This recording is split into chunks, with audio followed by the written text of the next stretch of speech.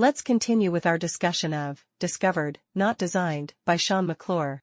Today is the fifth part of our interpretation. McClure's book offers us a holistic perspective. Once you adopt this perspective, you begin to realize that many things we usually take for granted are actually worth questioning. Today, I want to talk about a new way of thinking about talent.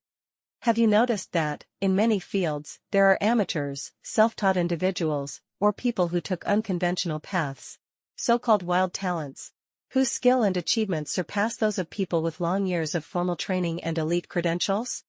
The most obvious example is performance. Did Zhao Benxian ever study advanced theatrical theory? Did he learn the first principles of comedy? Probably not. Yet he developed an extraordinarily successful system of comedic expression, and the students he trained all turned out remarkably well. The same goes for today's wildly popular online fiction writers. Most of them never studied literary theory or schools of criticism, while those who can recite literary theory by heart often fail to write compelling novels. And entrepreneurs are an even clearer case. Some people seem born knowing how to make money, while others attend the best business schools and still fail. We used to attribute this to talent. But now it seems this is actually the difference between holistic talent and reductionist talent. Zhao Benxian did not avoid learning. He simply didn't learn in a reductionist way. Holistic talents learn directly by doing, through hands-on trial and error. Yet our current education and selection systems are almost entirely reductionist. One example McClure gives is doctors. In the United States, becoming a doctor is extremely difficult. For years of undergraduate education, several years of medical school, followed by residency. At least 10 years in total. But much of what you learn during those 10 years has little to do with actually practicing medicine. Most of the math, physics, chemistry, biology, and even much of the medical theory is rarely used in real clinical work. Good doctors are shaped by cases, by experience in operating rooms and clinics. They can quickly sense what's wrong with a patient, integrate symptoms with lifestyle, and build trust. These are all higher-level abilities than molecular biology, and they are abilities medical schools rarely teach seriously. The secret to becoming a good doctor is not high exam scores or prestigious papers, just as the secret to becoming Zhao Benxian was never solid fundamentals. Holistic talents rely on intuition they develop themselves. So rather than saying modern talent systems teach real skills, it's more accurate to say they function mainly as selection systems, filtering out those who lack sincerity, perseverance, or the ability to commit long-term. That is a very costly approach. McClure strongly criticizes selecting talent based on mastery of reductionist knowledge. He argues that promoting people to leadership because they are technically strong is a form of nerdism. In the industrial era, when building bridges or rocket engines required layered engineering design, leaders indeed needed deep technical knowledge. But today's companies and organizations face far more than production problems. Market volatility, social sentiment, cultural conflict, and long-term strategic choices. These are holistic problems, and should not be entrusted solely to reductionist talents. In McClure's view, if reductionist technical experts are considered insiders, then outsiders leading insiders is not only feasible, but necessary. Even if you're not a leader, if your field involves complexity, you should cultivate some holistic thinking. One of the biggest weaknesses of McClure's book is the lack of concrete examples. Let me add a few real-world ones to illustrate what holistic talent looks like. Take Deng Xiaoping. Mao Zedong famously claimed to have read The Comprehensive Mirror for Aid in Government 17 times. Deng said he hadn't read that many books. But he was far from shallow. He loved playing bridge, for instance. Deng's style was always light-handed.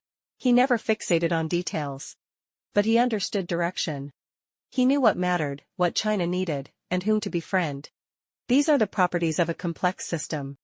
He would set a vague direction and didn't care whether you advanced with a black cat or a white cat, as long as it caught mice. Though called the chief architect, he emphasized crossing the river by feeling the stones. That is, trial and error. Or take Yuval Noah Harari. He isn't a leader, but he operates holistically. His books Sapiens and Homo Deus have had massive global influence, yet professional historians criticize him heavily, sometimes angrily, for factual errors. Even in Homo Deus, which we've discussed on our channel, I disagree with some of his views on AI. But those details are not the point. Harari grasped a key macro-level property of human society. Large-scale cooperation is possible because humans share imagined stories. He didn't even originate this idea, but he amplified it. All his works are deductions from that single property. Or Steve Jobs. We've told his story many times, but it bears repeating. Engineers once challenged him, saying, "You don't understand technology. Why should you lead?" Jobs replied that the hardest part wasn't the technology itself, but embedding it into a coherent vision.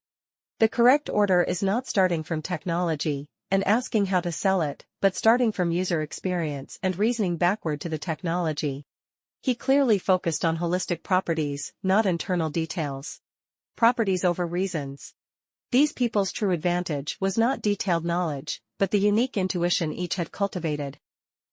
You might think holistic talent sounds like being a generalist, but this is different from the traditional specialist-generalist distinction. A generalist knows many fields, connects ideas across domains, and enables cross-disciplinary innovation. Generalists may show holistic tendencies, but you wouldn't call Deng Xiaoping, who read relatively little, a generalist. Holistic talent doesn't require broad expertise. You don't need to deeply understand any single domain. What matters is how you think about systems. Reductionist talents look from the bottom up, starting with fundamental principles to design, build, and maintain systems internally. Holistic talents look from the outside in. Give them input-output interfaces and they're satisfied. They care about direction, trends, and states. They don't fix machines. They decide whether the machine works, should be improved, or replaced entirely. Holistic talents are best at discovery and guidance. And above all, at leading systems in interaction with the external world. This brings me to OpenAI CEO Sam Altman. Altman is a master of holistic thinking. He leads some of the world's top AI talent and oversees constant technological breakthroughs, yet he doesn't write core code or lead papers. He's faced major upheavals, nearly being ousted by the board. Yet in his early 30s he has steered the company with remarkable balance, flexibility, and efficiency. How does he do it? A CEO neither needs nor should dive into daily details. You focus on three things: people, money, and vision. For Altman, there's a fourth: consumer perception. Early on, he personally recruited key talent. He spends enormous time securing funding and compute. As we discussed before, he has an extraordinarily ambitious vision. Recently, an internal OpenAI document, apparently leaked via court proceedings, outlined a late 2024 strategic draft. One idea stood out. We need a simple consumer mental model. Google owns information. Amazon owns commerce. ChatGPT needs to own a simple idea. Redacted. The redacted idea may be agents or assistants. Notice the thinking here. It's not internal optimization, but ecological positioning. Defining OpenAI's property from the market and consumer perspective. Even Altman's social media presence reflects this. While many CEOs build a boss IP, Altman goes beyond that. His tone is restrained, relaxed, rarely uses capital letters, youthful in language, hinting at progress without hype, always leaving you expectant. I once asked O3 to analyze Altman's posts. Among many observations, one phrase stood out: beta persona.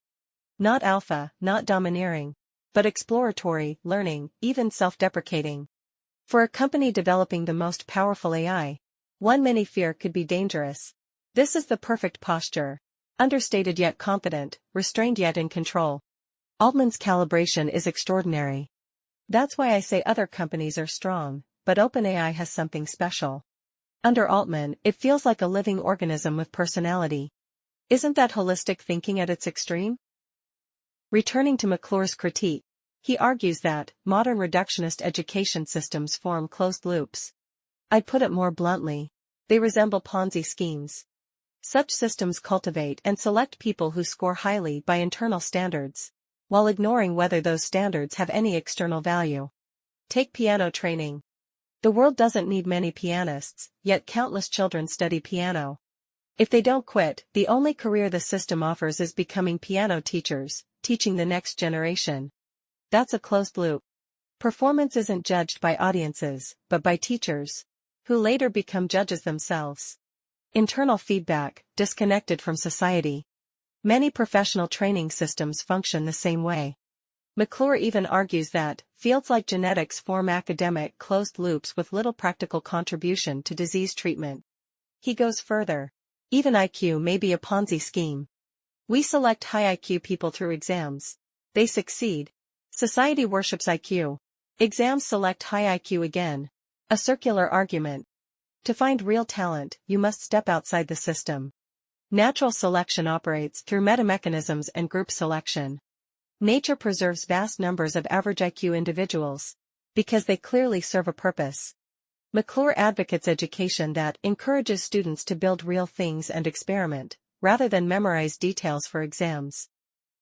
In summary, the mindset of holistic talent can be distilled into 4 principles. First, look from the outside in. Don't obsess over details. Focus on inputs, outputs, properties, and boundaries. You care about outcomes, not internal implementation. Second, rely on trial and error. Effective solutions are discovered, not designed. Run experiments, pilot projects. Keep what works, stop what doesn't. Third, value feedback. Holistic operation demands sensitivity to system feedback, market sentiment, user experience, team morale, environmental change. Fourth, survival is the bottom line. There is no theoretically correct solution, only what survives in practice. Even if you're a technical professional, holistic thinking can help. A reductionist programmer wants specifications and documentation before acting. A holistic one asks for examples and quickly grasps the core.